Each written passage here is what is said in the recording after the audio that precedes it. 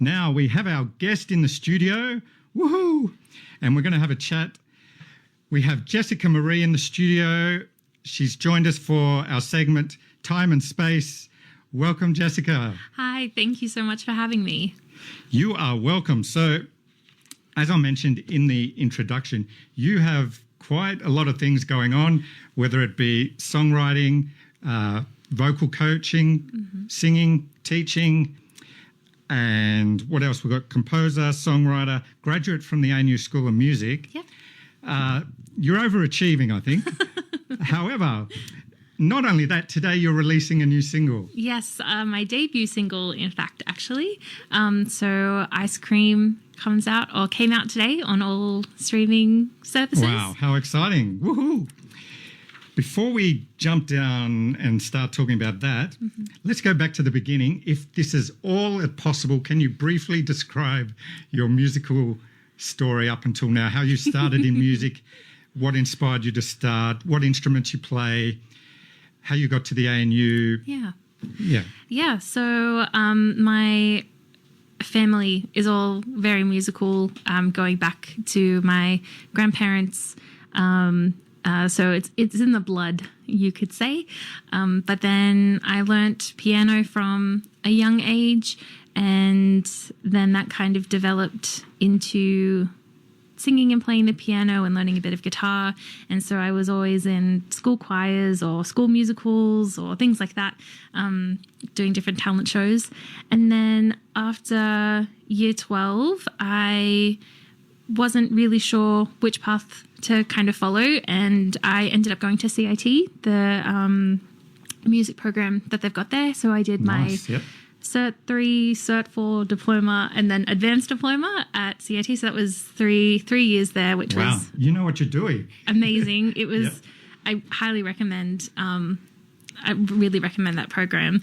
And then from there, I went to ANU and I did my undergraduate in music and kind of majored in performance and composition as well. Yeah. Right. How was your time there? Oh, yeah. It was we had Kim Cuneo kind of overarching, and Kenneth Lamble were kind of the heads of the school while I was there, and both incredibly supportive and encouraging musicians to kind of have nurturing us all. And I was really lucky to work with Rachel Toms as well, as my kind of vocal teacher as well. So yeah, it was. I am a little bit aware of her work, so that'd be a great mentor. Yes. However, you are here today to talk about the present. Yes. And today, this very day, you are releasing your new, as it happens, your debut single, Icecream. Yes. Tell us about the song. So this song kind of came about in a roundabout way. My partner was trying to encourage me to write some more music, and he said, you know, if you go into the study and write a song, we'll go out on a date and we'll go get ice cream. And I was like, okay, cool, I'll go write a song about ice cream. And that was the original intent, was just to write a fun song about ice cream. And then as I was kind of playing around, all of these different things started coming out, and it ended up turning into this snapshot, I think, of different moments in my life, and how, you know, as a child, we crave in it like the innocence and the simple things and the joys of, you know, going out for ice cream with our family. And unfortunately, that wasn't something that we experienced a lot in my household. There was lots of different things going on, and things were quite tumultuous. So this song kind of looks at a couple of these like really big, impactful moments in my life that kind of affected me in lots of different ways. But it also is a journey kind of going through those moments and processing them, as well as trying to find peace with them, because without those moments, you're not the person that you are today. And while I would love for my younger self to have had a different childhood, because she went through that, I got to be the person that I am, and I get to sit here today and share this song with you. And it's about embracing all of our life experiences, whether they're good or bad, and what they turn us into, and trying to find the joy and the hope and all of that in that. Wow, that sounds a lot. That sounds great. I've heard the song, because that's my job, but also I listen to the songs to check if there's any swearing. Yes. Language warning. But I listened to the song and I was very impressed. I love your vocals and the piano part. Thank you. I've been working with I'll say piano player because if I say pianist, I might get it wrong, but piano player. So I've been dealing with piano songs lately, and this is a great piano song. It was stuck in my head after listening to it for a while, but as you said, like it's talking about a tumultuous part of your life. This is you've jumped right in, first song. Yeah. Very vulnerable subject matter. Yeah. Very personal and emotional. And how was the writing process? Did the song just write itself, or was it a long, drawn-out process because of the subject matter? And was it cathartic? Yeah, definitely cathartic. And I think having this song out there in the world has also been a bit cathartic, just the whole experience of recording it and getting it out there.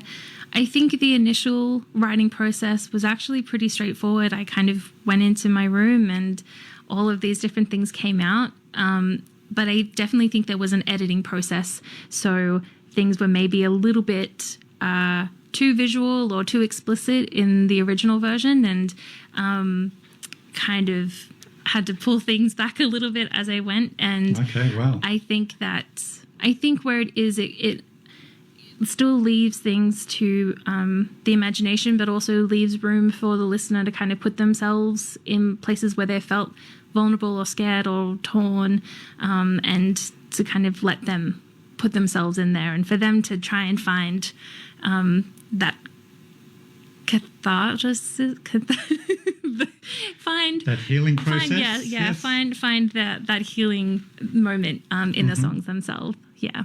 Oh, wonderful. What was I going to ask? Yes, so I also believe you had a launch for the song earlier this month. You played at the National Gallery. Yes, I wasn't did. even aware there's a theatre there. How did that go? Well, actually, I think that this is a pretty funny story. So me recording and releasing my own music has been a project in the making for, I would say, nearly 5 years. And lots of different things have kind of gotten in the way of that. Sometimes I've gotten in the way of that. And my beautiful friends decided that, you know what, Jess is really good on a deadline. We're going to create an environment where she has to put together an EP was the original goal, to get an EP done by this date, and she's just going to do an EP launch, and that's her date. So I have a friend who used to work at the National Gallery as part of the events coordinator, so she was able to help us facilitate using that space. And then I have some dear friends who work at LocalnLive, an events company in Canberra as well, who help me run the sound, as well as helping marketing and ticketing and things like that. So they were the ones that kind of nudged me that little bit off the edge to get this done. And we weren't able to fully complete the EP, but we got our first single, which is massive. Yeah. But I think the thing with this single is that it is a prelude to the next project. So the goal is a double EP project. And so the first side, if you will, side A, is more of the darker parts of life and the struggles and grief and mourning.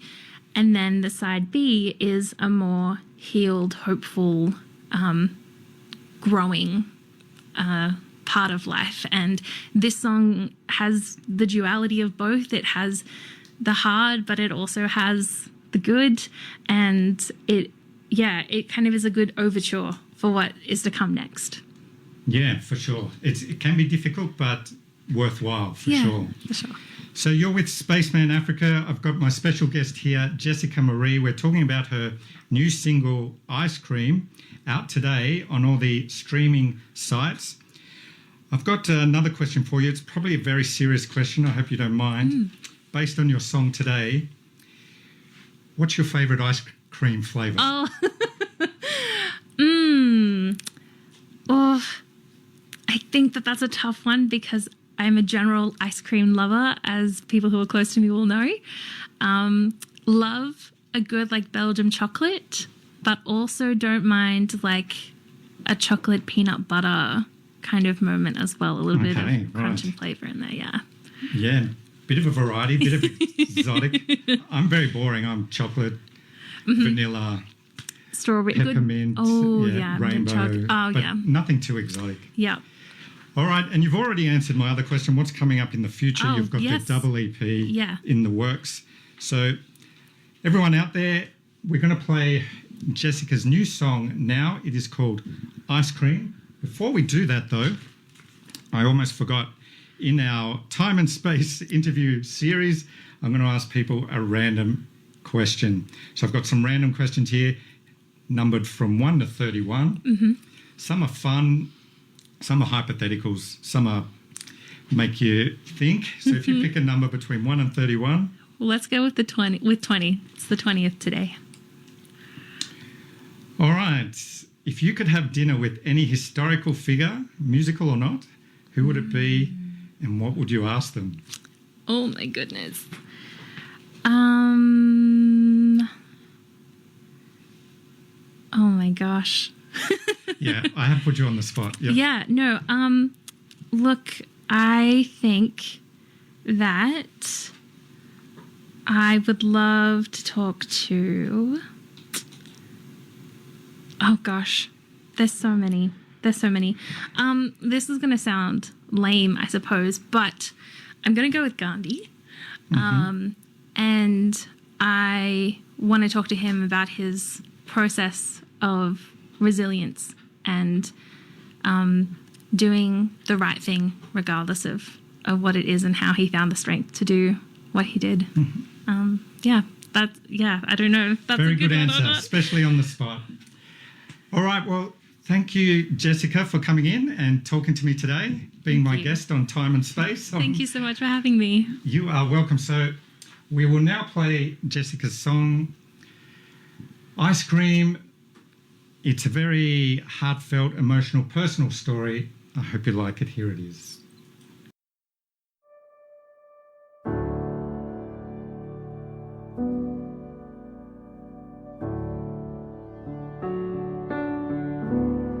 She plays in a field till her mama comes and says they have to run away, 'cause Daddy, he's not okay.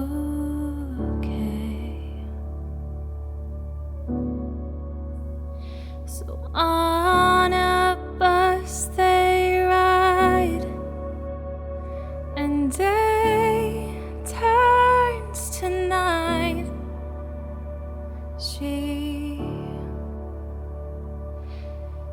She doesn't understand why, so she'll cry herself to sleep at night, wondering why they cannot be a happy little family.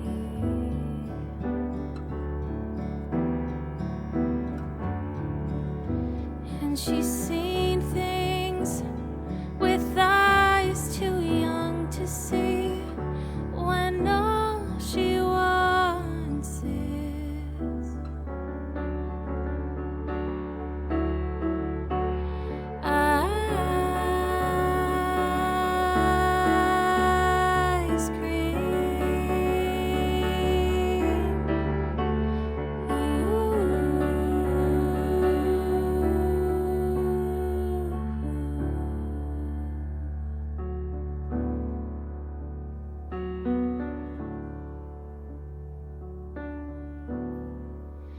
Mexican standoff between the cops and her pops.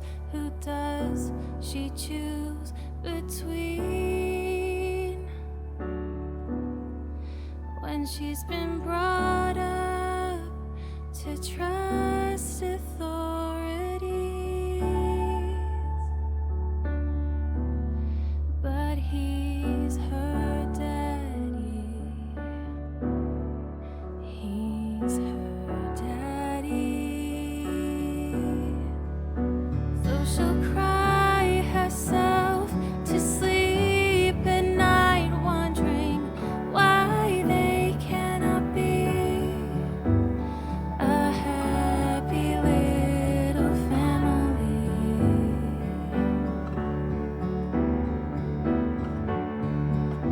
And she's seen things with eyes too young to see, and all she wants is